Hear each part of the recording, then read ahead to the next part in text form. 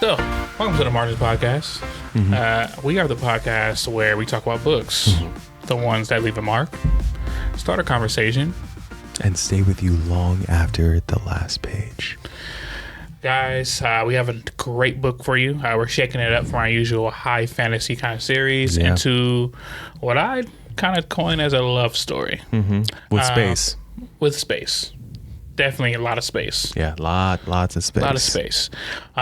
This is a story built on mood, right? Characters that are shaped by pressure, moments that feel close enough to real life to unsettle you. This week we are doing Atmosphere by Taylor Jenkins Reid. The best. I love her writing. And thoroughly enjoyed this book. I was actually, you know what? Let's save it because there's notes to be had. Great notes. But as always, we always check in at the beginning of the episode, see how one another is doing, and I now officially care. Time. Check in. Let's check in. Clocking in. How are you doing? Good, thank you. Chilling. I'm tired, but I have like that parenthood tired where it doesn't leave you. It's just in your bones. But other than that, motivated, feeling a little bit rejuvenated though, from the Thanksgiving weekend. One of my good friends, his family, they have like a foundation. They started a foundation. It's something that they did as a family for years, where they would go out and feed homeless people on Thanksgiving. This year, I, and another good friend of ours, Dorian, and then his wife, Chochi, the four of us went out. Are we really gonna say everyone's name but his? One of our biggest supporters. I was wondering, but then you named literally everyone else. All right, so I'll say his name, Dante. I'll give you that direct shout out. Hermione, my guy who coined a whole new name for Hermione. Yeah, so we went out. I don't know. I want to say it was probably like 80 plates. Damn, that's great. Put them in the back of his pickup truck, drove around for a couple hours, passed them out, spoke to some people, and did a good deed. You always feel rejuvenated after things like that. Like, you know, absolutely. It's very human interaction. Takes you out of like your own stresses. But what about you? I feel the same. It was definitely a busy week. We did the travel to Arizona to go see family. Amazing drive. Yeah. Such a short drive. Amazing drive. So much so that tonight after the pod, I will be looking at flights for Christmas. Yes. Yeah, we are gonna take advantage of the quick flight from this point forward, I think, when we can. But yeah, it was great to see family, both sides, and you know, just get out of the crazy get into one crazy, get into another, you know. Yep. As it can be with family. So all the time. But yeah, it's good to be back. While on the road, I was able to finish the book that we did for the Bricked Up Book Club book, Life and Death and Giants. Love the title. That title's good. So you would love the book. Yeah. You would love the book. I think we might have to. We have a TBR that's a football field. Yeah, it really is. What's so funny that football has to do with it too. Look at this guy. And the Amish. It has to do with it. Yeah, we might have to check it out. Yeah, it's really good. Thoroughly enjoyed it. I think overall, let's say we, here on the pod, we don't give a score or like a rating, but in the Bricked Up Book Club, we do 1 out of 5. And I think if we averaged out what we did, I think it was probably a 4.2 for this book, which is high for the book club. That's pretty high. So yeah, Life and Death and Giants. And then, do you remember the author's name? Why do you always have to ask the extra question? Just see how prepared you are. It's going to be up on the screen. Yeah, so it'll be right here. There's no other book called that. Yeah. This guy. And then I also read East of Eden. Again? Or was it like a... No, first time. Yeah. That's a one time for me. Nah. That's a one. I know everyone loves that book. Yeah. I won't say it was boring or anything. I want to say it's required reading. It's absolutely required. Yeah. It's a classic. Yeah. John Steinbeck. That author, if you wanted to ask me. Knows that one. He didn't. But yeah, it's a classic, and I think I just enjoy more modern writing. That's fair. Like, I don't want to sound like such a, I don't know, what's a slob for only liking new stuff, because I know that there's classics that I do enjoy, and I know I'll get a lot of heat for not enjoying East of Eden. I just didn't love it. Yeah. I felt that way with, I enjoyed Crime and Punishment. Won't read it again. But I definitely see where people learn, from the classics. Right. I mean, you know how I am. I think you have the free reign to dislike anything, and like books are similar to music in a sense that there's such a gradient in different styles of books, and like over the thousands of years people have been writing stuff. I truly think that it's okay to take what's for you and leave what's not, and that's perfectly fine. The way I also think about it with that, like to piggyback, is on the drive here I was thinking about how I just wasn't in love with this classic, and because you and I had talked about it briefly, but I was thinking, like, around a campfire, we go back to the days long before technology. There were the storytellers. They were the ones that, because of the way they told the story and performed the story, they, we have the bards and everything. Right. These people, there were bards that you liked and there were bards that you didn't. Right. And then there was how you described it, just like music, where, at a certain point, this song was great. Exactly. And there's some songs that are timeless. Right. And then there's other songs that were perfect for that time. And for me, I think East of Eden still holds. Obviously, a lot of people enjoy it. Lonesome Dove, kick rocks, as I said in the podcast before this. Do not like it.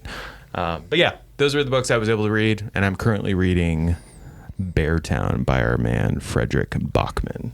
Awesome. I gotta catch up on that. What are you on right now? So obviously just read Atmosphere. I think I stopped reading He Who Fights with Monsters for that. Dante's on book 6, so he's taking a break. Guy. And I told him to redo Red Rising. Oh, he agrees it's better the second time. Oh, really? Yeah. Awesome. Yeah. I thought you were gonna say you sent him back to Liza Lockamora because he still hasn't. No. Given that the all. He's a tough sell. Like, once he's like against something, he's a tough sell. He didn't go back to The Devils either, right? No, he did. He liked it. Oh, he did? Yeah, he liked it. Yeah. Awesome. So The Devils he liked, and he's gonna read some more books that I sent to him. Joe Abercrombie books. The First Lost series. Yeah. Because it's great. If you like The Devils, I think it's actually a little bit better than The Devils. It's not as cinematic though, but it's pretty good. So yeah, other than that, He Who Fights with Monsters, I've been trying to catch up to Dante. And then, what was the other book I've been reading? Mostly that. And then Bryce sent me 2 extra books to my TBR. Shadow the Conqueror? No. Oh. They're both lit RPGs. Oh, really? I didn't even know that he was into those. He's not. Which that's why he said I have to read them. They're that good. That he's not really into the RPGs. But he read them and enjoyed them. Zach had actually, I was able to see Zach, who introduced me to Dungeon Crawler Carl. We also got me this record, if you could see, as the Dungeon Crawler Carl. It's,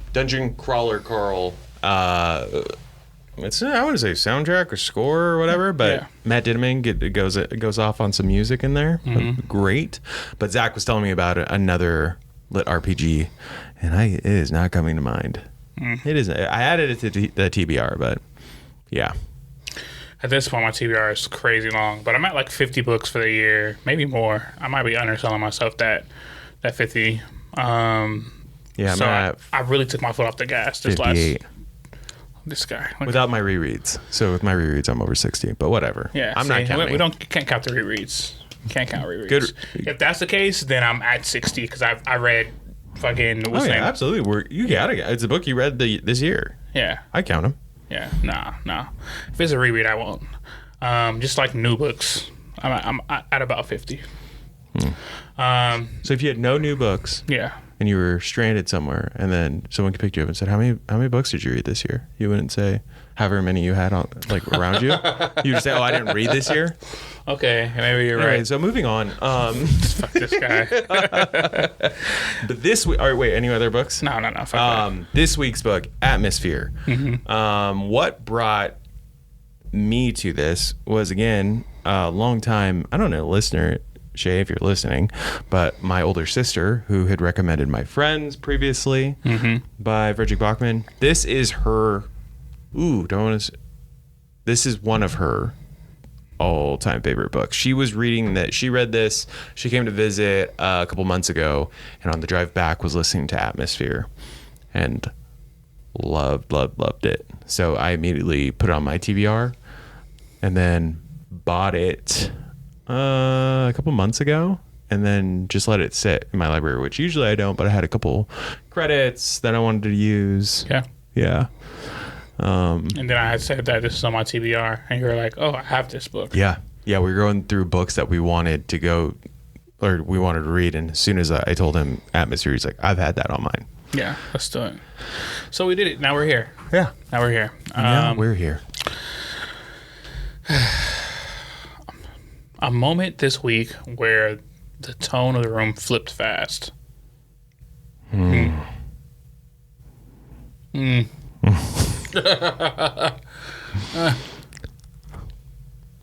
to share? That one I don't know, because then I'm gonna get into family time. Yeah. There's a lot of family time ones that I can think of. Yeah, family time. Turn on the head. Max is so close to walking. He is standing everywhere he goes. He cruises everywhere. Yeah. And has taken like stutter steps. So this past week, he's been moving from crawling a lot to just moving about along the couch to his toy to his walk, like to all the things. He has one of those toys he can like push around. Yeah, right? he has a couple of those, and then the ones that aren't even meant for that, like balance bikes and stuff, he uses like that. Yeah. So He's ready. yeah, he's ready. ready. He's ready. My mom keeps saying he can do it. He's just not doing it. Yeah, that's fair. That's Taking true. his time. Taking his time. So that was mine. That was mine. I'm sorry, Neri. I'm gonna put you on blast. I put you on my dog, so it's fine. Yeah. Having a great Thanksgiving weekend. She didn't even look at our homework, not even once. I didn't know she even had homework, to be honest. And then Sunday night, her mom was like, "Neri, did you do your homework package?" She had a complete fucking meltdown. She's like, "No, you didn't tell me. You didn't remind me." Did you though? And she did. She did it. She reminded her multiple times. Oh, she did. Okay. And Neri was like, "No, you did it. You didn't remind me." She just had a complete fucking meltdown. Thank God it was an optional thing where it's just nice. like extra, just to help practice and stuff, prepare them for the jump that they have. It is dirty to do that on a Thanksgiving break. It's a week. That is terrible. It's so awful. Yeah. But it's like 12 pages of work too. Wow. Yeah. Math and English. And so she had a complete fucking breakdown. So that was interesting. That reminds me, at the end of book club, we started our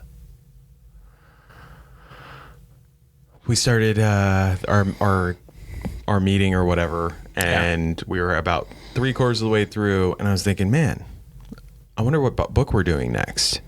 And then I remembered it was my turn to choose. Oh. So the guys immediately clocked me while I was on our FaceTime. They're like, what are you doing? Because you don't look like you're... I was listening, but maybe not actively listening. And it was me looking through my TBR and trying to decide on what book we were going to do next. So yeah. Sorry, I'm listening. Also producing. No, I know. Our intern is just... they took a week off, basically. Yeah, we gotta taking that guy's pay. Yeah. But for now, let's just continue. Yeah, So did you pick a book though? Yeah. It's called You're Dead. YR Dead. Yeah. Anthony Jeselnik, the comedian, had talked about the books he had read throughout last year. And I've read a couple of them, and I'd been wanting to do this one. Sam Sachs is the author. I've not started it yet, but I will definitely go down, check it out, and let you guys know how it's going. I'll report back. Please do. I will.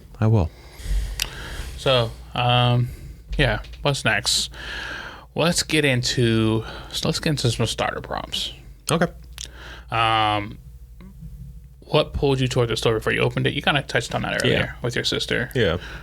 For me, honestly, I'm a cover guy. I really love a good cover. You love those aviators. Exactly. And I saw the aviators. I love the title of the book, Atmosphere. I thought that was pretty intriguing for me. So that was it. Oh, and I did like a 5-minute sample on Audible. I never do samples. I don't have a strong stance on it, so don't expect an argument here. But I think I didn't have any more credits left. Oh. You were window shopping, is what you were saying. I was just window shopping on Audible. I didn't have any more credits. Libby's fucking wait line for all the good books are 40 weeks. I did about 20 samples today. Really put my time in. You know. So that's what happened, and I was like, "Oh, this shit sound cool." I put it on TBR, and that's literally how I got put onto my radar. Okay. And I saw that like it's highly acclaimed. I Googled after I liked it. I'm like, let me Google something about the book, and then like shit, everyone loves it. I didn't see almost anything bad about it at all. Everyone loves it. So I was like, yeah, fuck it, let's go for it. But that's how I got put onto my radar. The next one is. Do you want to go into writing with that earns our trust early? Actually, yes. I love when people get into the shit quick. See, that's what I was actually gonna. I don't know if I do love that. I think I'm trying to think of even just movies. Yeah. Like when you're met with. It's not the climax, but it is definitely peaking in the thriller or the issue or the obstacle, and then they do. Let's rewind. What got us here? I love that shit. I don't know if it's my cup of tea. I don't hate it. Because sometimes what happens is like the build gets too slow. If you do it the other way, where you got to introduce the world, you got to introduce the characters that are in this world, you got to introduce the temperaments that these characters have. You have to introduce the ties between the characters and the temperaments and the circumstances. It's called foreplay, my friend. Hey. A little bit of foreplay is great. Too much, you might be prolonging the inevitable. So, yeah, that's kind of how I feel. I do like a good, like, drop us into the action. Okay. And then, don't feel bad about backtracking and let me know why I give a fuck about this. What earns my trust with writing early on? Repetitiveness, it can be either a signature in a great way, or it can be such a redundancy and monotonous. Example, I'll give you two quick. Yeah, please do, because I'm like, love The Wheel of Time. Oh, okay, Robert Jordan. Yeah. Love that man. Rest in peace. A lot of fantasy books specifically will have and the times and that says the same thing. What I don't like is when like a description is like across the board. Like, oh, women look this way over and over, and it was like the same defining feature. And if it's from one person's POV, then I understand, because you're saying, oh, this person only sees people this way. Yeah. But when it's the narrator, like, I don't need to know that someone's shirt was cut low every time they say it's a woman that walked in and what she was wearing, because why is that the thing? Right. Whereas if you go to Bachman, if you remember My Friends, had so many, and he does it again, just spoiler alert, in Beartown that I'm reading right now, where there's phrases that are used but in different situations, and it's beautifully done. Right. Well, his writing is incredible, though. Incredible. Yeah, so not everyone can do that. No. I think Taylor Jenkins, the way that she went about this, is very not similar, because she's on her own throne. Yeah, when it comes to this, the writing feels so different. It's so different. It's very much her own world, and she creates worlds so well. I really want you to read Beartown? No, well, that too. That's Frederick though. Yeah. No, Daisy Jones and the Six. It's really good. They made a TV show on it. Yeah, about this. That sounds like a TV show. Yeah, they did a great show on that too. Anyway, yeah, if you can hook me in with, I guess, your prose, your very specific writing, that will earn me trust. Yeah. You earn my trust right away. Makes sense. And then as far as mood goes, and I won't even go as far as to say, it says a reading mood that fits fits atmosphere for you, or like what mood you need to be in. I don't do the mood reading. Yeah, we've talked about this on the pod before. Yeah. We jump into books. Most of the time not knowing anything about it. Even with atmosphere, I was like, oh, this is a book about space. Yeah. Did not know. Yeah. Did not know. What? No, I was gonna say something. I'll keep it for later in the pod. Okay. Yeah. So yeah, that's what we got. Let's go into the micro synopsis. The story follows Joan Goodwin, a woman who rises through NASA during the early shuttle years and finds herself at the center of the tense mission moment that demands clear thinking. The book moves between her early training, the people who shape her life, and the pressure that comes with becoming part of something larger than she expected. Relationships shift, family weights build, and the mission forces everyone involved to face the gap between how they wanted to show up and how they react when the pressure is real. Oh my gosh. Yeah, I try to go with this synopsis not vague. It's pretty fucking vague. Yeah, because they're so like there's so many things that were like trigger point. I want to talk about the family. I want to talk about the relationship. One thing that's super important, I think, for this book, I think the time frame is very important. Absolutely. So I know it says early shuttle years instead of the synopsis. I'll go even more specific to say, like, it's not really early shuttle. I'll just call it mid, because early shuttle years are like late 60s, early 70s. This is late 70s, early 80s. Early 80s, yeah. And because of all the things that happen, the cultural views, etc., that time frame is very important to understand. You can't go into this thinking it's something that's, mid 90s or something like that. So I definitely think it's you can't overstate how important the time frame is that this whole story encompasses. No. The whole story does take place over the course of years. Years do pass by. And the best way to track the years are actually from Frances. I want to say that's like the most consistent barometer. Because you get to follow her from, I want to say she was like 3 or 4 until she's like 10. So I want to say a good 6-7 years pass in this book.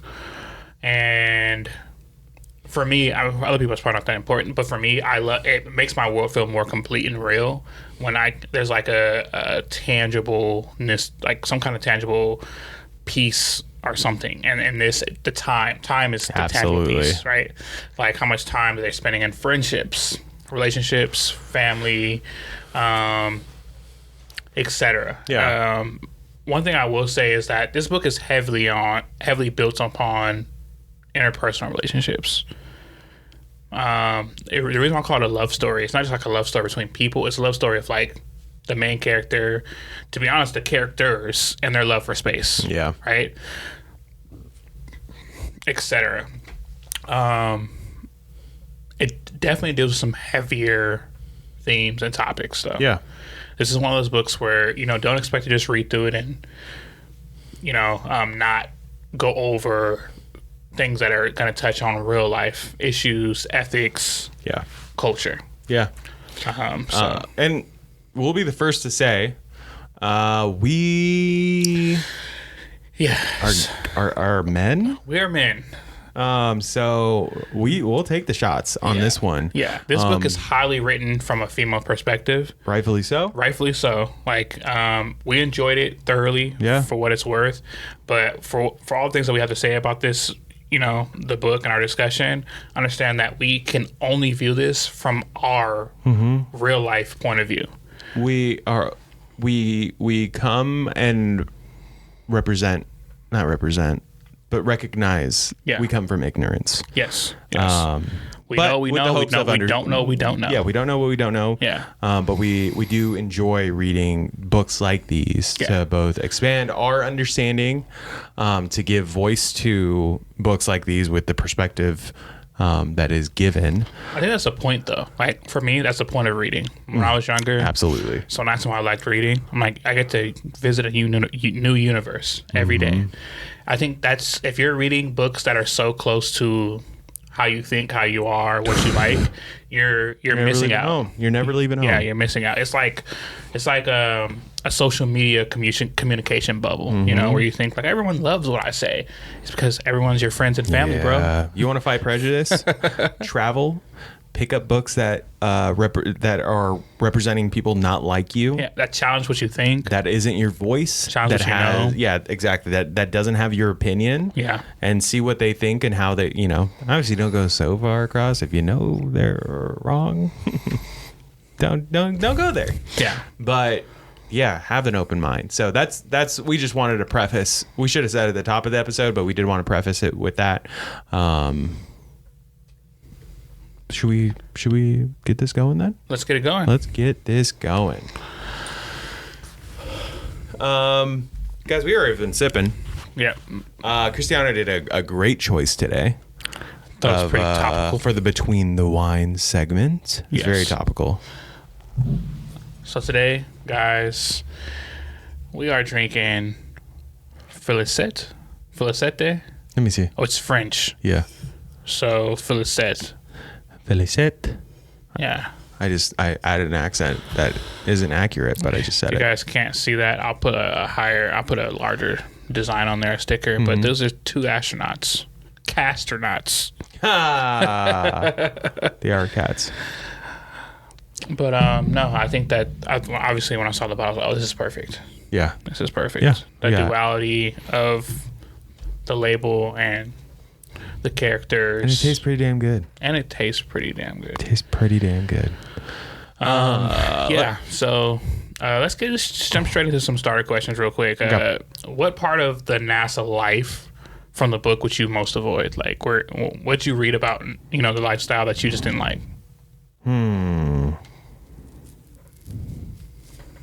All of it sounds interesting to me. I'm trying to think of something that I didn't enjoy. Honestly, probably only because it wasn't mentioned as much, or maybe I just scrolled right past it, or didn't think too much about it. Guys, probably the studying. Not to be the big dumb guy, but probably the amount of time that they had to be in a classroom setting. Yeah. And going over things. I'm definitely want to be like hands-on and everything. I think you think like testing the G-force and everything would be so cool, and trying on the suits, but these are like the brightest people too.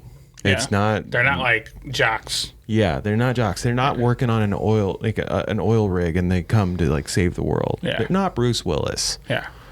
They're brilliant people. They throw them into the ocean, hope they don't fucking drown. Yeah. So maybe that for me. I can see that. For me, I think that like the overstepping, like oversight, the government oversight, like the amount of, I mean, this is real life too. My uncle, he's been working for the government for most of his life, and he's older. I won't do that to you, Uncle Mike. But they can control so much of what your life becomes, from who you hang out with to who you know, the careers you get into, who you date, etc. I think that I don't like the power. I know this is a time period thing as well. Absolutely. But then I feel like the government had too much power in saying what to do about your personal life. And if you chose differently, like let's say if I'm going to be a family man, I want to spend X amount of time with my family. This can now be used against me, and I'm not really with that. No. So I think there's a bit of overstepping that the government does in this book that I don't really fuck with. And I like NASA. I love NASA. I've always had a dream of, this is my secret dream of going to space, becoming an astronaut. I know it wasn't a real deal because I just was never confident enough to chase it. But I have applied to JPL every year for the past probably like 9 years. Every year. Not a year passes where I don't apply to JPL. That'd be a cool job. It would be a dream job. Yeah. Yeah. Not just them. I applied to other like aerospace companies as well. I just love space. I love math. I love science. Yeah, see, that's none of the. That's how you know it's a dream, or like it's like something that someone would want. I don't want it at all. I don't want to work at JPL. Yeah. Zero. Zero? Zero. You don't think it'd be fucking awesome? No. Imagine like your whole day, No. not every day, just every so often, every 2-3 months, is going to be built around like some kind of launch, satellite launch, shuttle launch. Goes up, goes back down. Sometimes. Definitely. This guy. Yeah, not for me. Not my dream. I'd rather be on a stage. That's fair. And I would never. I would fucking never. I think we should get into the 5 hard questions. Let's jump right in. Let's jump right in. Question number 1 in our 5 hard questions. When life asks you to show up before you're ready, what helps you keep your voice steady in that moment? I remember I'm pretty stoic, to be honest. Like, when I'm freaking out, you would never know. Yeah. And it's just rare. It's rare that I ever show that depth of emotion to let you know that like I'm shaken by something. I can tell you right now, all the time that I've known him, I find that very much to be the fact. Yeah. The only reason I do know when he is not off kilter, because I still haven't seen that or felt that, but I do know that stuff is going on, is he'll over say, it's good, or not, it's good. There's a specific saying that you say, I don't know, but he has a couple sound bites where it's just going. You know, and it's not like it's saying it's just going is not, that would be too, that's way heavy on it. Yeah. It's usually just like sometimes just subconscious talks for you a little bit, you know? Yeah. But it's never like any other ear, it was just like, oh, he's fine. It's everything's going. That's kind of how I am. I didn't strive to be this way at all, but yeah, so it's kind of like the thought of that this shit's gonna happen anyway. Yeah. Specifically, if say we were at a job, not the job who we both used to work at. Yeah. But any job, and someone end of the day 5 minutes ago, they're like, oh, we also need this and this and this done. Do you think you could do that? Yeah, no problem. Right there. That's what it was. It's no. I literally, as I was saying, it's no problem. Yeah. It's no problem that he always says. Yep. Because you can't change anything. It has to get done, and at whatever reason, they think it's you that has to do it. Yeah. Right. And I brought this up before, once before, is that like, you know, communication, it takes two parties to communicate, but as soon as one person feels something, it's real. Yeah.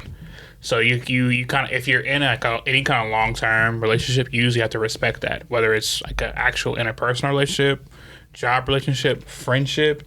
As soon as one person feels something, even if it's just obscene, and you're just like, what the fuck, bro, come on, you still have to deal with it at some level. So for me, rather than me going back and forth and muddy the waters by putting my own thoughts and intonations into it, I'm just like, okay, no problem. Let me just deal with this where it's at. And if it comes back up where we can have a discussion about it, great. Yeah. Don't suffer twice, bro. Yeah. Don't suffer twice. Yeah. You?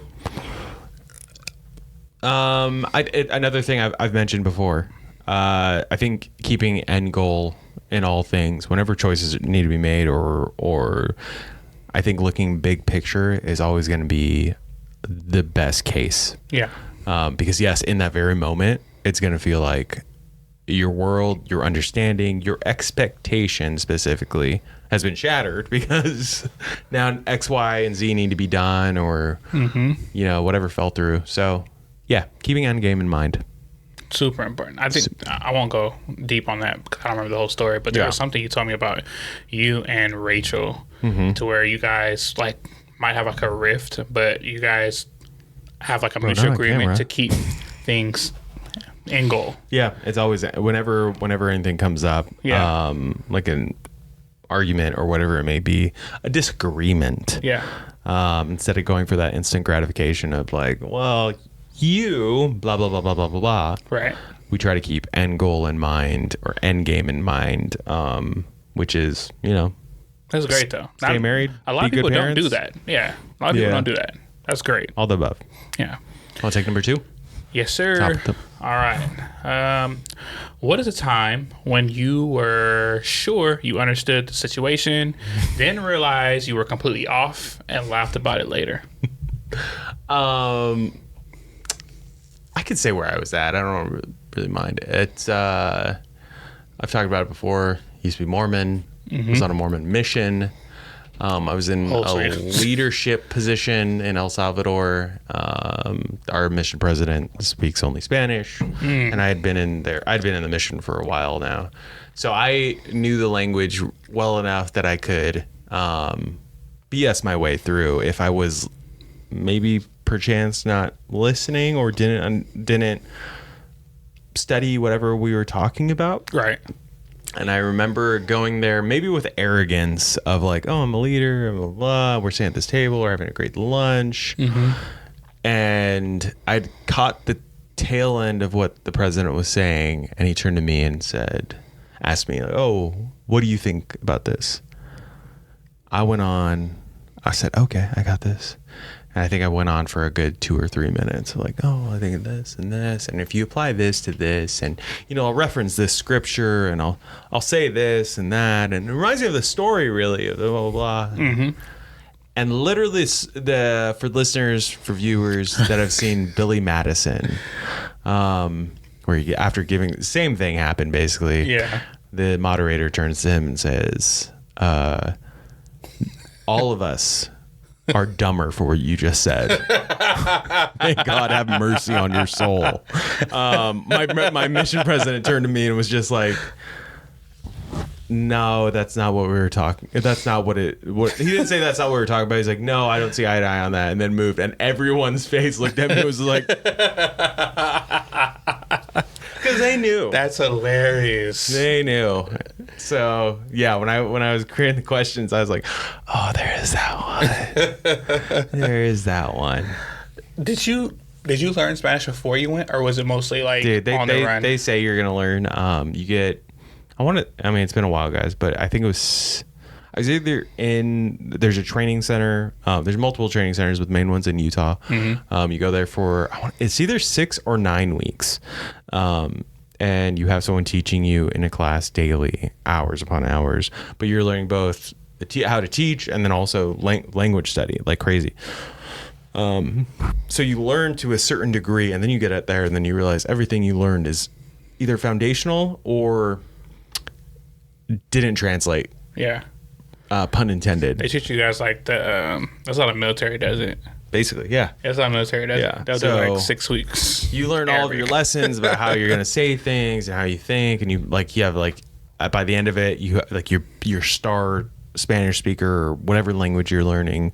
You're like, oh man, they know it so well. And you get to the mission field or wherever you're going, and you're like, oh, none of this works. They do not understand that sentence. So especially with Spanish, bro, there's such a difference between like scholastic Spanish. Yeah. The person that was teaching us, I think he had gone to Ecuador. Okay. And just to be clear, you could be in Central America. I mean, that's South America. I'm not ignorant enough to not know that, but you could be in Central America and have different dialects. Like Costa Rica doesn't roll their R's, and then there's specific words in each, Honduras and El Salvador and Guatemala and Nicaragua, and depending on how you say things, they'll know right away. Yeah. Or they just won't understand you. So anyway, no, did not know it.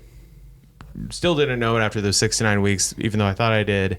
I learned it while being out there. It's trial by fire. Yeah, that's pretty cool. Yeah. Is there that many Mormon people in South America? I don't know per capita, but I know that there's there's plenty of like missionary work that they send people down there. Yeah, I mean there has to be. That's why I'm wondering. Like, damn, they send people. Yeah. If you're sending, you have to, because you have to like feed them, clothe them. Yeah. Etc. So yeah. Who's them? Them, you guys, the missionaries. Oh, this is something that came up and we were telling our friends. We had a night that we talked about this. Yeah. Again, just be clear, not Mormon anymore. Yeah. We pay for our missions. Shut the fuck up. You pay to be there. Usually about 10 grand. I had this all Almost wrong. no one knew. I thought they were paying for your way. No. Because you're doing the mission. No. Wow. Okay. No, Well, that multi-billion-dollar church does not pay. That's for interesting. that. Conversation for another time, but that's Conversation interesting. for another time, different pod. Yeah. MormonStories.com. Anyway. Yeah. That's mine. Wow. I can't follow that, guys. We can move on to question number 3. Number 3? Okay, I got you. When you try to read someone new, what detail pulls your attention first? What's the thing that you, I say judge. What's your mark? What's the trigger? What's the thing that you go after? I'm super big on like body language. Okay. So I'll pick the two main things are body language and then like what you say. But I'm paying attention to what you say more so I can understand why you say. You know what I mean? Like, are you making small talk? Are you not? Are you short? Are you long? Are you... Pause. You get me? Oh, yeah. Pause. No, keep going. Pause. Keep going. But, god damn, that was crazy. But anyways, yeah, so basically, I'm always trying to figure out people. Yeah. You know? I'm like... Is this a good time for a long conversation? Like, how are you right now? And you can tell a lot about people from those two things. And then take into account the time. It's like, so for example, very early in the morning, if you work in an office setting, pay attention to your coworker. Especially very early. If you have like an elevator or something, pay attention to their body language. Because a lot of those mornings, they don't want to fucking talk to you. No, they do not. They do not want to make small talk with you. Wait till that first or second cup of coffee. Yeah. Yeah. Even when Rachel and I started dating, she was like, I'm not a person till 11. We joked about that. Yeah. Until I realized those texts didn't come until after 10:30. Or when I saw her before that, I was like, oh, you weren't joking. Yeah. Yeah. It's like it's supposed to be only you time, but then the world dictated otherwise, so they have to be out, right? And so, yeah, I honestly think that's those two things. So I'm reading someone new. The details that pull my attention first are like unspoken things. So, and then like where they're going with that conversation. How open are they? Are they leaving room for me to put some input, or is it very short? I'll say awareness, both social and spatial. Yeah. Like if that could be their tone of voice, volume, whatever it may be, and those around us, like how courteous they're being, and then how genuine their conversation feels. Yeah. Because if you're emotionally, socially apt, you can pretty quickly tell if someone is going to be able to trade off energy, give energy, or only take. Right. And you always want to be with people that can give, open to them taking as well, but that it's universal. But there's definitely those that are out there that are just takers, and not about it. So those are mine. God, that's good though. Yep. That's true. 4. When you have realized you were outgrowing an old habit or way of reacting. I'm sorry, I wrote that awful. Yeah. When have you? Let me put that. Yeah. When have you realized you were outgrowing an old habit or way of reacting? Gotta put that inflection. Yeah.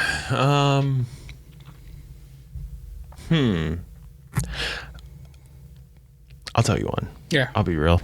I remember in my 20s, and I'll only say my 20s because it wasn't the 30s. It was the 30s. Where, where you, that old habit when you're younger where you run the card and look later. Yeah, absolutely. That's definitely one. Or you don't look at your bank account until you're like in the most comfortable setting you can possibly. Yeah. Yeah. And I've learned to stop doing that. And whenever I have the inkling of, I don't know, or I can't think of where I'm at, I look right away. Yeah. And that was something that, like, the longest time, I was that person, not even, I would say, like, early 20s, if not late teens, because no one, if you can continue this, which no shame on it, but it just cut me a little too deep a couple of those times where that card got declined. I was like, I guess I can't have that Subway sandwich, right? You're not gonna pass that over, right? He's gonna throw us away, right? He's gonna throw it away. So, that's one. If I'm being real, that's hilarious in very real life. Yeah. That's very real life. I've been there too. 20s for sure. Might have happened one time or so in the 30s. Yeah, last week. Car hey, they canceled my car. Hold on, let me call the bank. I'll be right back. Let me call the bank. As Wells Fargo, not me. But so when I realized I was outgrowing an old habit or way of reacting, so I used to be a big smoker, not of crack, of weed. Okay. Just stay that, Just to be clear, I wouldn't have gone to crack. I know, I was just joking. That's wild. Just to be clear, not cigarettes was what I would have led with. Yeah, I was just joking, but sure. Not Hey guys, like what Boosie say? Crack is better than meth. Yeah. Or no, he said fentanyl. Sorry, he said crack is better than fentanyl. But anyways, so I was smoking. I smoked like a lot of weed throughout college, and part of my most of my adulthood, a good portion of my, not most, a good portion, and I just wasn't having a great time. I remember, and what made me want to stop was like I remember the great times I had while doing it, and then like I would have like every so often you have a bad trip. It's not even like the bad trips though. It's like you be high and like. For me, it was a couple different things. So, like the big driver, the push over the edge, was Naya's dad, right? Because he asked us to stop smoking. But even before that, I wanted to stop because I hate to feel like something has power over me. It's very difficult for me to build a habit. Like I like my days to feel different. You know what I mean? And it was like that for most of my life, and then. Once I got into college, it was a huge stress reliever to smoke. So I would smoke habitually, and once I got out of college, I realized it's not really doing much for me anymore. I gotta stop. But for those who are like heavy weed smokers, you can understand it's kind of tough. I know people say it's not addictive, but although the drug isn't addictive, you are addicted. The habit. Yes. Yeah, the habit. The habitual feeling of when I get home, I want to smoke, I want to relax, I want to eat, I want to chill out, and you now align that with relaxing. Yeah. But because it's hard for me to build habits, I just quit. It is what it is. A lot of people can't say they can do that, but for me, it was whatever. It didn't affect my hunger or anything like that. But so I would say definitely smoking weed was one of the things that I outgrew, and as I was in the middle of the habit, I realized I was like, oh, I'm done with this. Yeah. And you started smoking crack. Yeah, I started smoking crack. Yeah, and you started smoking crack. What did you say? I don't do crack. I don't do crack. Crack is for poor people. Yeah. Shout out to my girl. Hell of a drug. Shout out to my girl. All right. When you tried to support someone, what part of yourself showed up that you were not expecting? You can go on this one, because I don't know.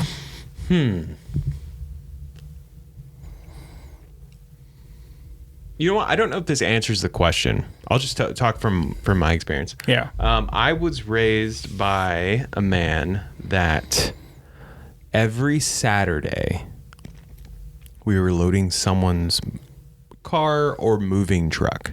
Yeah. With their belongings. Fucking hate moving, by the way. Every weekend. Oh my gosh. Unless I was on like a camping trip for Boy Scouts or had some sort of event, I was playing Tetris in the back of a moving truck when I wasn't lifting everything. Oh my gosh.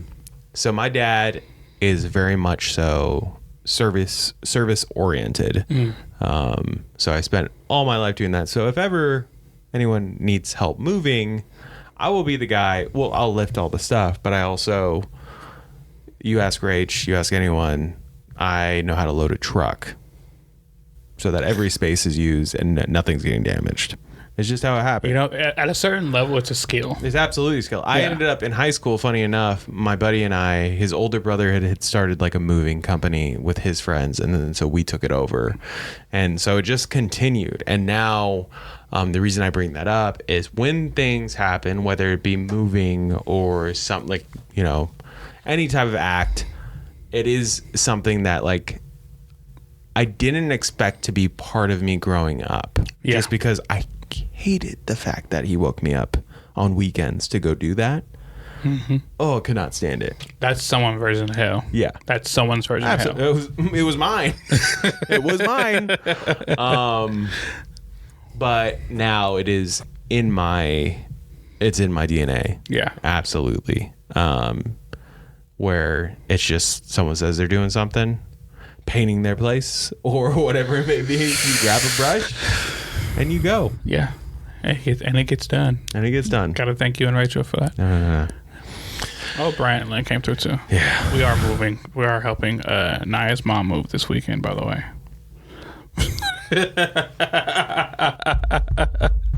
Is this mic on?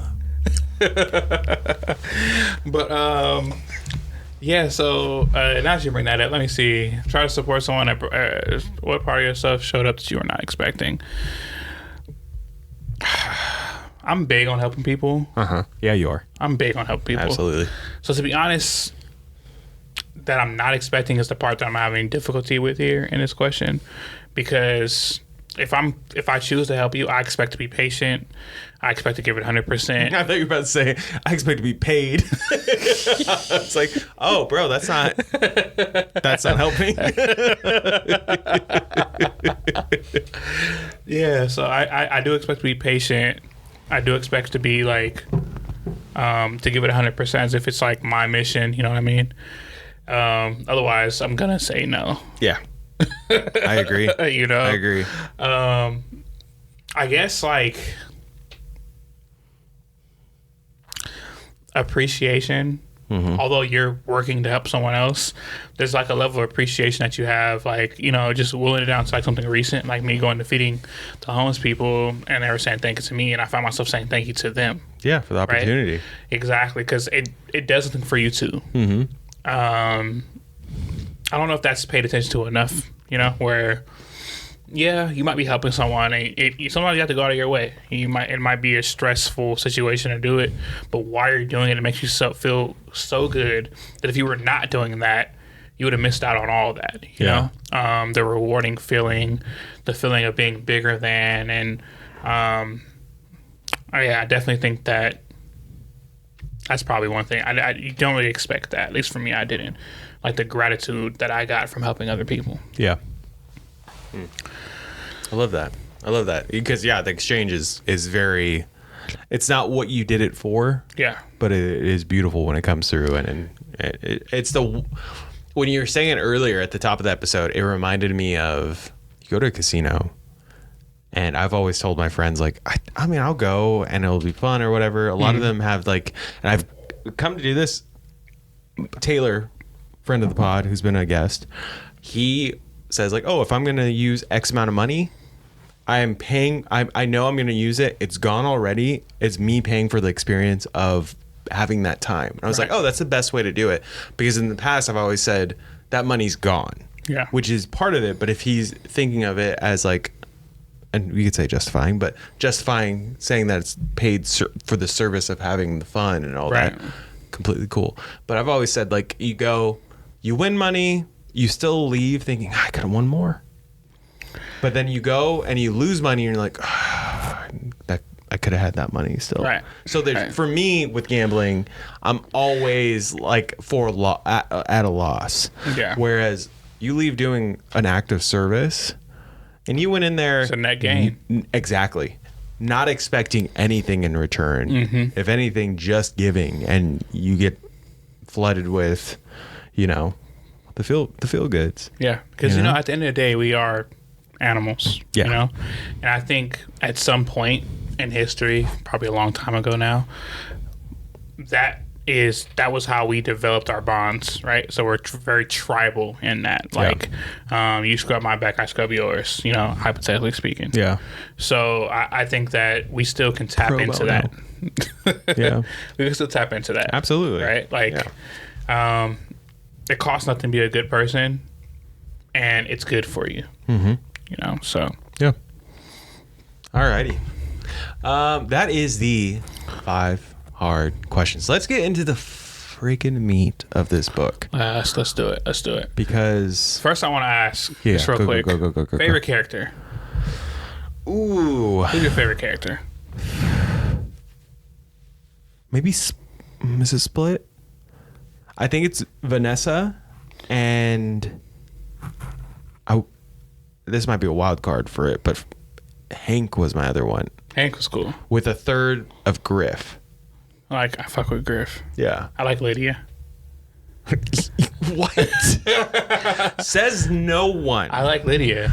I like her character arc. The reason why I like her is because you can tell I was always in her. You can tell, because like when someone's really an ass, you don't really get to understand the layers of the onion. Yeah. With her, you automatically seen the layers. Like, oh shit, she's a dick, but she has layers. Yeah. Like, I like Lydia. I think that she was the most flawed and therefore the most open character to connect with in the book.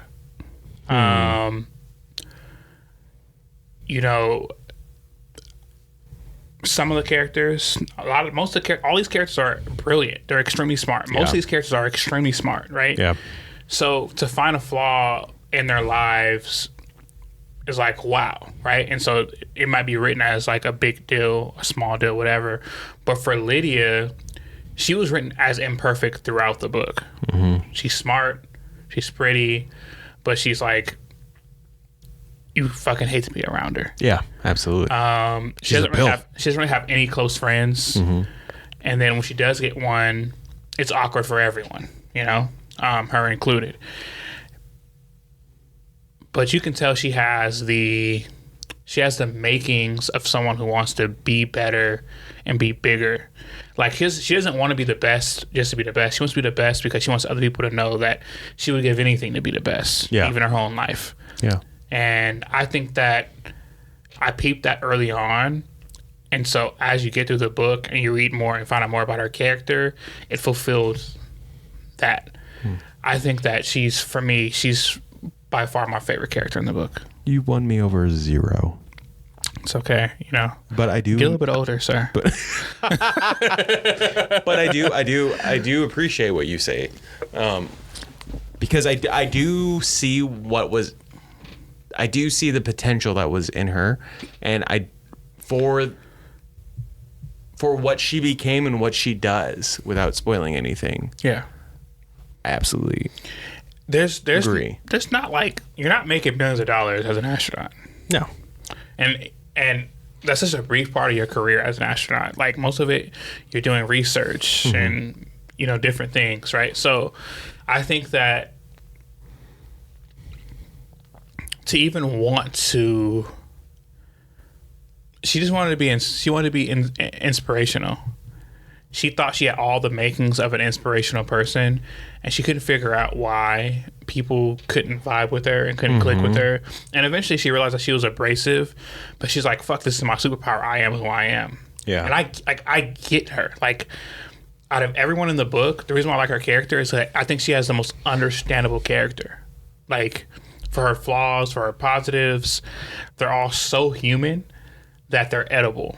Versus, like, I'm not going to say any names, but you have some characters where it's like... nuance. You know? Yeah. So it's... Yeah, I think that she has the best... She's the most well-written character in the book to me. Okay. Major part of this book is like Cristiano said earlier in the episode, this is a book about relationships. Yeah. Relationships about the main characters, this team and space, their dreams, amongst each other, their family members, the way that they see lives, their ethics, their upbringing, just everything. This book is beautifully written in the sense of all of them. You get a taste of everything. Work life, home life, family life for sure. Yeah. And love life. So, without getting into spoilers, I just wanted to go ahead and say that is the meat of it, is relationships. For sure. Yeah. And how you navigate through them. You know? What's your choice? What's not your choice? Are you choosing to deal with this thing, or are you just living through it? Yeah. I think with Joan, so Joan starts off as she's a teacher, professor. Yeah. And just by chance, her sister, who is very Barbara's interesting. Barbara's a very specific person. Yeah. But on a whim, she's like, "Oh, you should become an astronaut." Look at this posting. Again, we're talking about late. At that point, it was early 70s when this all popped off. Mid 70s. We'll call it mid. We'll call it mid. So that was something. She was. Joan was a astronomer, teaching, about the stars, about space, about all this. And it was a far-fetched dream, but she went for it. So we watch her go through training, as I said in the synopsis and everything, and then going from this backseat life of just kind of like letting life happen to you, being the sister to Barbara. Everyone's been like, maybe not everyone, but people have been, so-and-so's sister, so-and-so's brother. Right. Oh, you're so-and-so's little brother, know, whatever it may be. Because what you view or what others may view as your attributes aren't important to them. Exactly. Right? Exactly. It's kind of like how you could have that smart guy in your high school. He's not getting much traction with the girls. Doesn't have like a lot of friends. Has a core group of friends maybe, but you catch him after high school. Catch him after high school. Catch him after high school. He's the man. Yes, he is. Yes, he is. Yes, she is. Yeah. Yes, they are. Yeah. So, yeah, it was. It's this book. If anything, is watching someone go from the backseat, maybe to the passenger, and then right into the driver's seat. Right. And it is exciting to say the least. It's emotional. Her meeting people that have a kindred spirit. Maybe not that. Almost none of them had the same path as her, but the fact that they're all intersecting at this point and having to learn the same things and being tested, you would expect different results from each of them.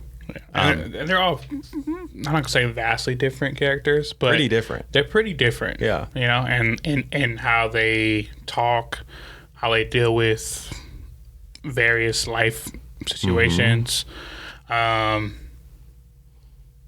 Yeah, I will say that the cast was really good. Like the characters were all very unique in a sense that they brought a life to the main character. I like that there was no, amongst the team, I'll leave that, there's no clear villain or like, like even talking about Lydia, there was definitely the busybody or like the I want to be teacher's pet, but yeah, she's part of the group. She's part of the group. Yeah, she's taking the hits just like everyone else. Yeah, for sure. What were we talking about before the pod? And then I was like, oh, we need to. So we start off talking about how like it would have been great to have like your sister, our female perspective on this. Absolutely, yeah. Because we are approaching this from a man's point of view, and a lot of the topics in here deal heavily with the woman's POV, and growing and living through these things that are happening to them. So we said this mid 70s to 80s. So they dealt with a lot in terms of what a woman should be, who a woman should be, how they should act, what they should know, what they can and can't do. And although we've secondhand, thirdhand, we can understand, as men, we did not live directly through that. No. You know? I mean, don't get me wrong, like, you know, I'm black, you know, you're Maori. How did I say what? that? Right, am I? So, like, we're not exactly Maori. the... Yeah. Okay, close enough. Yeah, close enough. No, I'll take it. We're not the typical majority. No, we're the margins. We're the margins. And even still, I would say there's an even more specific POV that you would need to really dissect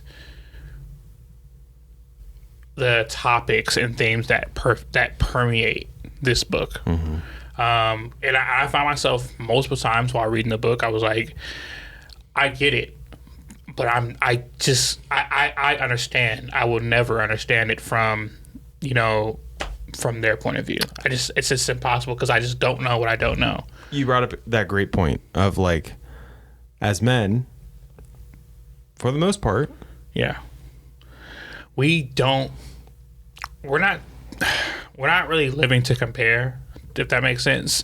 So like if I have like a sensei or, you know, whatever, you name it, I'm not like thinking like, man, this person achieved this, so I'm gonna be that much better.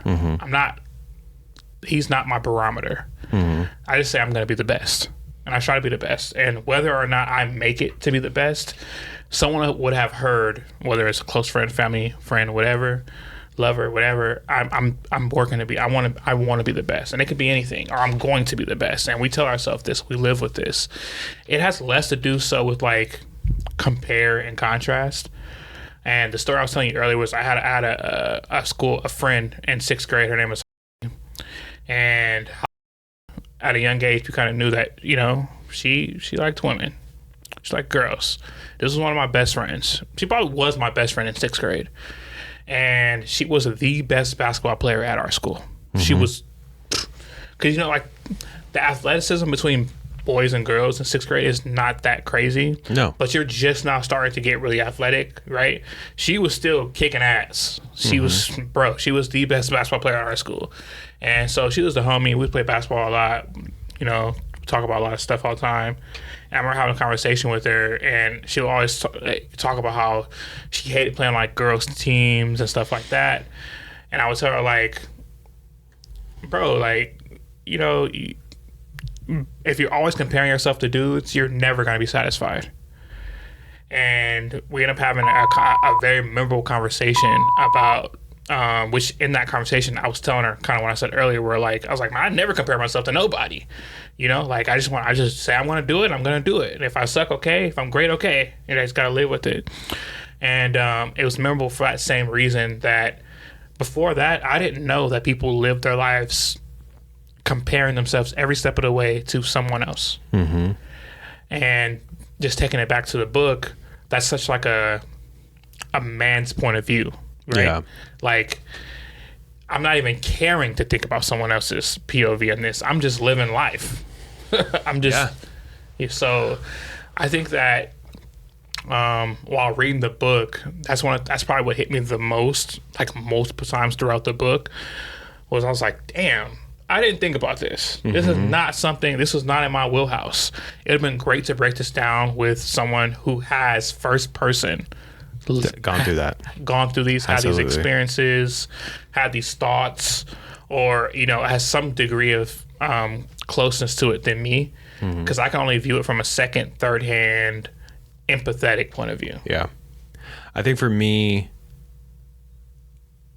I think the comparison game, I think that for me, it was still a thing. Yeah. What I will say that is different, I'm, again, coming from ignorance, assuming that this is the case. My thing was I never thought of anyone else besides, I guess, if I knew the person, and we'll just use gender as the case because that's what we're talking about. I'll think of like the other guy that I was going against, or the friend who's probably a guy. Yeah. We're talking about like physical feats or whatever it may be. Whereas, you know, Joan, there was never an asterisk for me that was clarifying, that needed to clarify best. I'm best at this as a man Right. or as a woman. Whereas for women, that is very much a thing. Yeah. Yeah. You know? Yeah. But we don't have to get like into the full thing because again, we would be coming from a place of even Ignorance, further ignorance. Yeah. But not going for a goal and having the asterisk of, oh, well, yeah, you're the best woman to do this so far. Yeah. You know?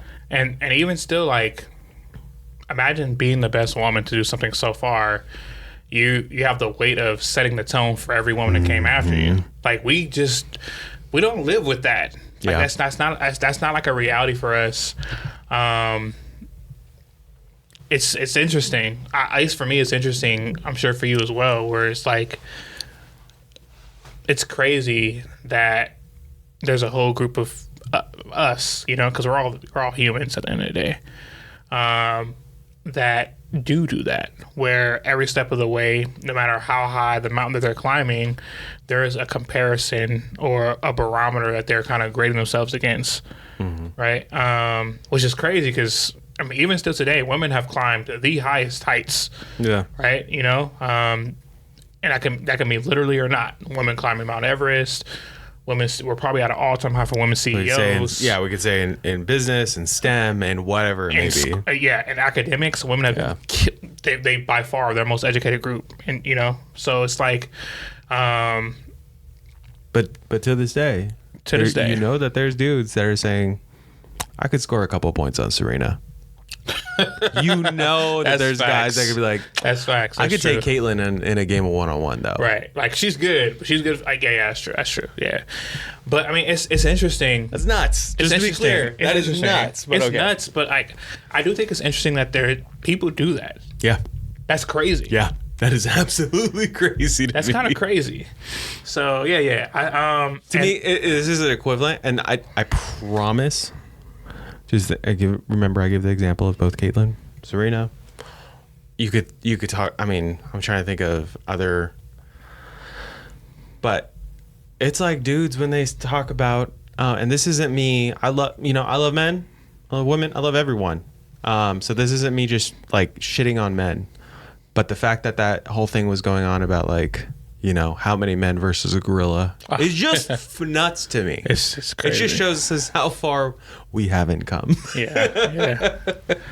I was at the zoo today. Yeah. Not happening. Yeah, not happening. It's not. You know, just to kind of wrap this up so we can get into spoilers and then kind of be done with that. I do think that this book has like a lot to offer people who are just looking for a different perspective. Yeah, perspective. It's not all a love story. So a lot of space, a lot of motivation, a lot of achievement, a lot of family. Yeah. Heavy on the family themes. But it would definitely at least for me, I would say it definitely challenges the way that like the conventional things, you know, that I think of like achieving something. Yeah. If I had to say like once in one, there's something, if there's a theme that I really like not agree with, but like I kind of saw with for myself, the doubt of achieving something so impossible. I deal with that every day, you know. And growing up, I dealt with that. Going to college, I dealt with that, and like still today, I'm still dealing with that. Right? I told you I apply for JP all the time, and like I could apply to like for a master's and some kind of science program. I will always talk myself off that cliff for various reasons, where it's money, not having the foundation to be able to get through that level of schooling before you can make real money. Yeah, the amount of money you can make, and et cetera. Like, but if I had my way, money wasn't a problem. I'm a STEM guy, right? Mm-hmm. So I definitely like that's one thing that I could take from this book, and I could say, okay, it aligns with things that like I've gone through, you know. But great book. Love that. Great book. Yeah, guys. Cristiano said it best. Perspective. Yeah. Perspective. This book will give you multiple perspectives on multiple things that I think everyone should challenge themselves on. Keep an open mind and be able to hear someone's perspective on what life is, what goals can become, what family life can be, what love can be, what everything. So yeah, challenge you to experience the book. Check it out. Yeah, it's not a long read. It's not at all. Check It's it out. 300 and it's I think 300, just around 330 pages, but done so well. Yeah. So well, it will go like that. Yeah. And it will end, and you'll be like, no. Yeah. Good ending. Great ending. Great ending. Trying to pull it I back. almost called. It was one of the ending I almost called you. Yeah. It was almost a fucking. What was that? Where I know. I was just trying to think of what book it was. That we've done that a couple times, actually. Yeah, we have. But yeah.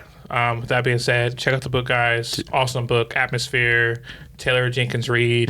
Check it out. Now we're getting to spoilers real quick. Spoilers. We'll run through them. Yeah, real quick. Let's run through them. I knew that she was, she liked women. Yeah. I'm not gonna say immediately, but very early. Yeah. Like very early. I knew, and I guess it's. I'm not gonna say it's because I read it perfectly in terms of like her relationship with the men in the book, but it just made sense in terms of like her point of view, how it's written about her point of view, and how she sees men, and even like the happy relationships that men have with women, right? Yeah. And so I realized, I was like, oh shit, well she probably is into like the man woman thing. She probably like, I know, bisexual. I thought when the whole Griff experience happened, first my like heart dropped. Felt like a gut punch when she goes in and she ends up kissing and pulling Griff in after he's already said like, no, I shouldn't do this as well, and then she's like, no, forget it, I feel really good right now, and kisses him, and then immediately she regrets it. Yeah. And she's like, oh, this is exactly what I thought it would be. So that was definitely the nail in the coffin, but at the same time I was just like, yeah, you knew it then for sure, 100%. yeah. But I did think like that was gonna be a whole thing. I was so worried that it was like, oh, she was split, which if that's someone's experience, absolutely great for you. Yeah. But for her, I also was like, you're so clearly not about men. She's like, and no. I don't want you to have to go through this. And then just immediately before that, she had such a great moment with Vanessa. I just with the strippers. You're talking about Raven. Yeah. With Raven. Yeah. Like the way she was, not just even Raven, how she describing the feeling of being in a strip club in general. I'm like, oh, she described this how niggas describe it. Like this is how men describe it when they go to the strip club. I'm like, okay, this is like a first time. This is our first time strip club for a man. And so I was like, oh yeah. This solidifies what I thought already. Never been. So hey, there you go, Rachel. Not judging. You know, late birthday present. No, we're never going. You're gonna get me kicked off this podcast. I'm not taking Rachel could take you. And so so yeah, I think that was super interesting scene, one of my favorite scenes in the book, because I think it was one of the first times she gets to be in her own element. Yeah. Right. And then after that, it's her and Vanessa chasing to be in their own element and finding moments. Right. Yeah. They have to find moments to be them. And the weight of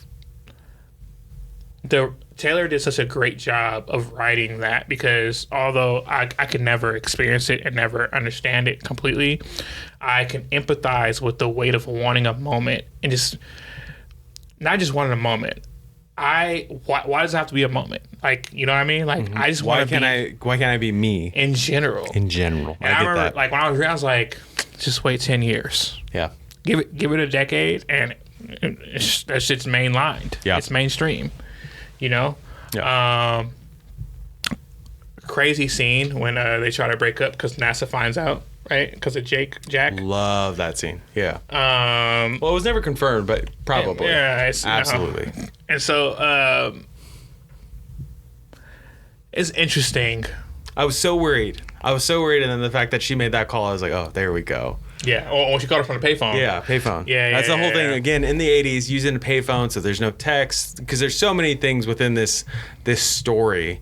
Francis going to school, and I just think of how many times like a text would have fixed something, you know, being able to call right away or whatever. Yeah. But no, we're talking about mid 80s. I think the beepers mentioned a couple times. Yep.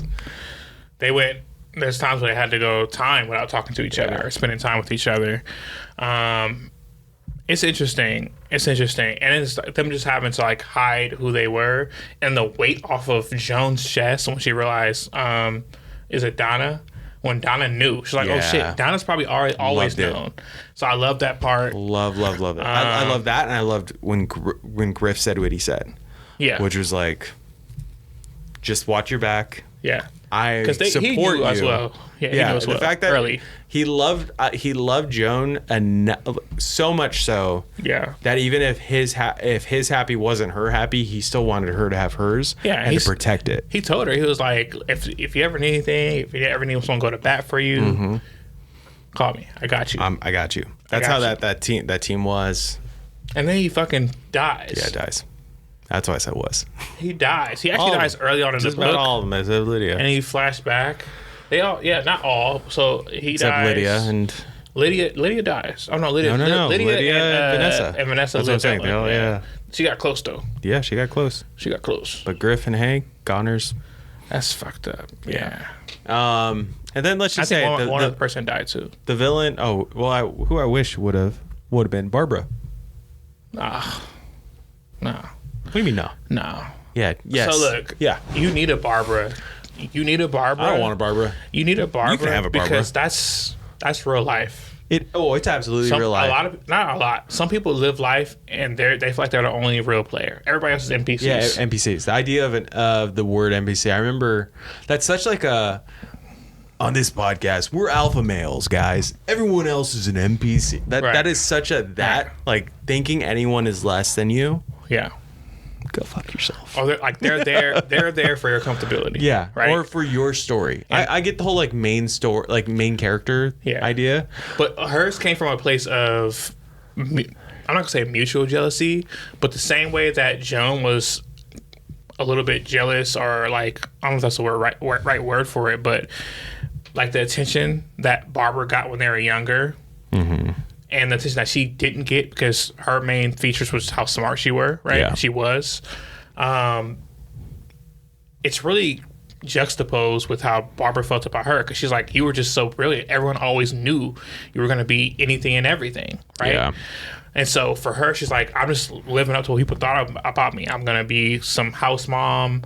Not even that. She said single mom, right? And so like, there's a little bit of like, for Barbara, she dealt with a really heavy bout of emotion in terms of like underachieving or actually becoming exactly what she thought other people thought she would be, and it wasn't much. Yeah. And to live with that really fucked her up. It fucked her up in a way that where she basically used everyone around her to make herself feel better or for comfortability, whether it's like her sister, her daughter, her soon-to-be significant other. Yeah. We talked about on the pod with Bricked Up Book Club, we talked about what's harder to ask for help or to offer help. Right. And that, it just reminded me of, Barbara at one point breaks down and says, we were eating, Francis and I were eating beans one month or for a time because I couldn't afford anything else. And Joan's like, I would let you borrow money. She's like, I don't want your money. So when you get to a point where it is now venom that is in your veins because you're just like, and I guess that's painting her with such a broad brush. I know that also comes from a place of embarrassment, of sadness as well. It's not just all vitriol, like anger. So I'm not apathetic towards it, but I think coming from the perspective of a parent now, a new parent, I'm just like, how can you let your child go through that if there are options not to let them? So can I want to play devil's advocate because I always at least once an episode you have to. Yeah, at least once an episode. Yeah, I'll take it. And this one I can be wrong. We can get slaughtered in the comments on this because I can be completely wrong. When I read Barbara's character, I felt like Taylor wanted to show the gradient that women could come in. You can be as smart and successful and achieve as much as a Joan or a Vanessa. Empathetic. Yeah. You know, you can be there for someone else's kid like they're yours, right? Even better than their mom. You can do all this. So like, you have these high heights, but you can be as low as a Barbara. Where and this doesn't always have to be a low, right? I think that she just wanted to show that there's different lifestyles that women can lead. You can be a housewife.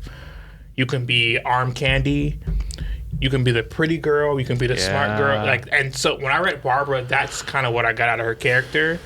Was that she wanted to show that there is a gradient of women and how they act and who they are and who they become and the reasons why, and the small degrees of separation that make them who they are. Because there's not a big difference between Barbara and Joan. Maybe in the attention they got as a kid. You know, Barbara might have got more of like, you're so pretty, you're so beautiful when she was younger, right? And then. But you're saying her go get 'em attitude, but for different goals. Right. Her wanting to be. It's such a small degree of separation. Yeah. Like had her motivation had been to be the smartest in the room, she had all the same tools as Joan. For all intents and purposes, they would have been the same. Matter of fact, there's a part of the book where they say that they look so much alike. Yeah. You know, I think it was at her wedding. Yeah. Well, I think most of that was Joan not having to, but feeling like even at a young age, she had to act small. Yeah. Or be small. Yeah. And worry that, you know, Barbara. But I do, just to be clear, I do get that point. I do appreciate if that was Taylor's, and you saying that actually makes me think of that. Really having that on the spectrum, you know, the whole, I can't remember what in Unbreakable, what Bruce Willis's character was, but, you know, having Mr. Gillespie at one side and Bruce Willis's character at the other. Yep. You got to see the strong, but also on the other end of the weak, but how do they overcome that? Right. Yeah. I guess the contrast will always color the picture better, you know? Mm-hmm. So. Second favorite character, I know we skipped this part already, or we already went past or said it. Long ago. Frances. Oh, yeah. Frances was dope. Love her. I love how open she is. Bro, the okay. Oh, I'm on okay. The call. Yeah. I'm okay. And then I'm okay. When she finally says okay for Joan to come get her. Yeah.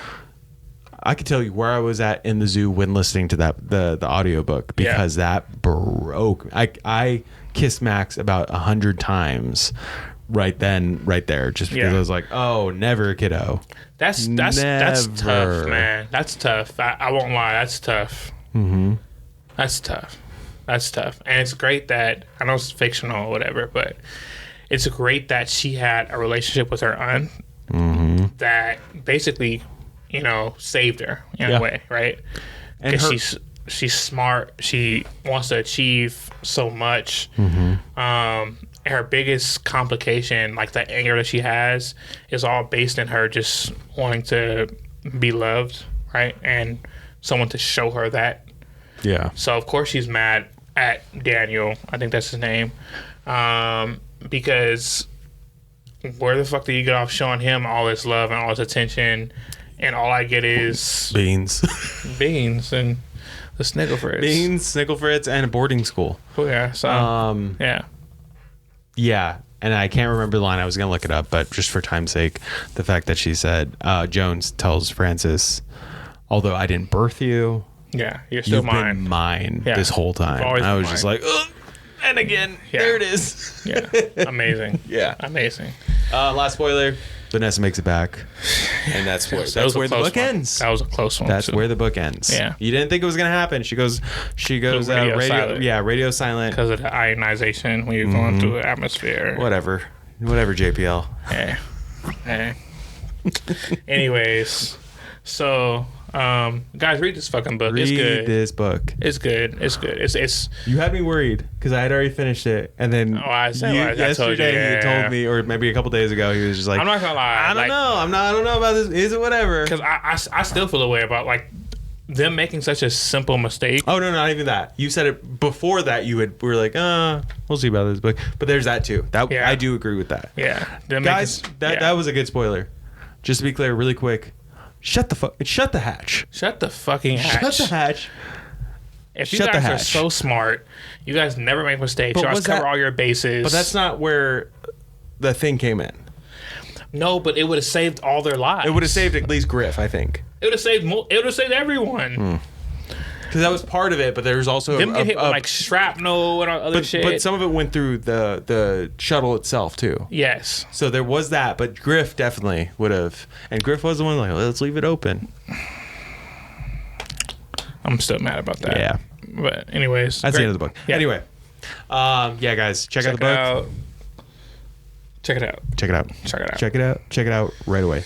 You won't regret it. No, I think it's definitely. I think on Goodreads, Fable, everything. It's one of the top books in 2025. Mm-hmm. So as we close out this year, definitely put on your TBR for 2026, or if you want to get it in before the last couple weeks, go for it. You can for sure. You definitely can. 330 pages of beautiful writing. Yeah. Beautiful, beautiful writing. Are we what? Are we gonna do? Sorry guys. This is we're done with atmosphere right now. Yeah.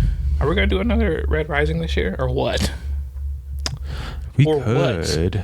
Are we gonna have the same guests on? Yeah, of course we have to.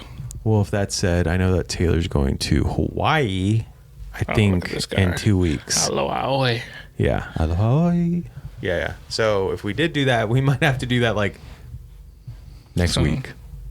Like literally next week. I'm always down for Red Rising. I just missed the series, and I think that we have to get through it sometime. And we're on episode 30. Yeah. This is episode 30. We could also for the next one. We're brainstorming this, guys. We'll get there. We'll talk after. Yeah, we'll talk after. Anyways, it's new good things coming. Check it out. Come back. Let us know what you feel. Subscribe. Comment. Smash that whatever button you need to. On Spotify, on YouTube, on TikTok. Oh, you're going like I thought you were going. Okay. Just to be clear. I was worried. Subscribe on YouTube, guys. We're trying to get to 1,000 followers. Subscribe on follow us on TikTok. We're trying to get to 1,000 followers. Mm-hmm. Comment on everything shit too. Watch our clips on TikTok. He spent a lot of time on those. If you see anything on if you see a TikTok and you're like, hey, these guys might like this, send it to us. Or comment and put us in there. If you have any recommendations for even other podcasts, because we're both really big on podcasts. Yeah. Send them through TBR lists. Send them through books that you like, books that you hate. Send them through. Mm-hmm. Let us know. Specify. Yeah. Specify which is which. Because, I don't want to be reading through your hate list. Yeah, it'd be what it'd be. But yeah, thank you for joining us another week with the Margin Podcast. Guys, we will check you out next week. Yeah. See you guys later. See you later.